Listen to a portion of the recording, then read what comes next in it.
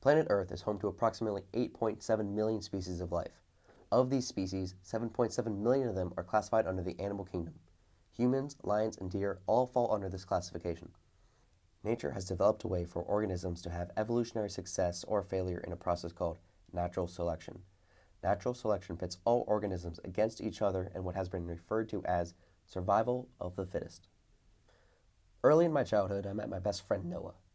We were very close and we remained friends all throughout our teenage years. When it came time for college, we wanted to stay together and attend the same school.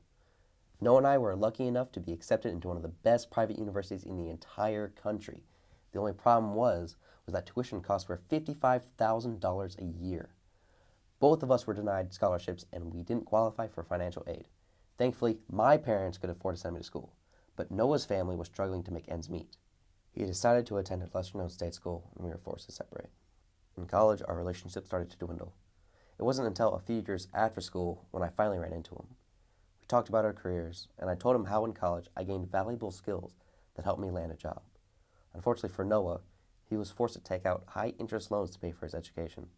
That left him with a lot of debt when he graduated, and it was challenging for him to find a decent-paying job.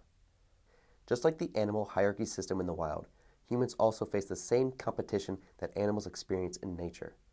Lions are the king of the land and at the top of the food chain. Lion prides walk through the African plains while the hogs, antelopes, and zebras run from them in fear.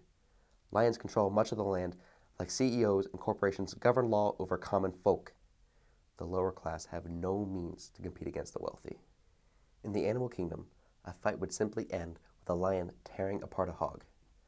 But the human world is more civil, and instead we allow the lower class to starve and search for scraps while the upper class bathes in riches. Survival of the fittest, capitalism, and natural selection, our worlds are more mixed than we realize. We humans tell each other not to act like animals, but the truth is, we are all beasts living in the animal kingdom.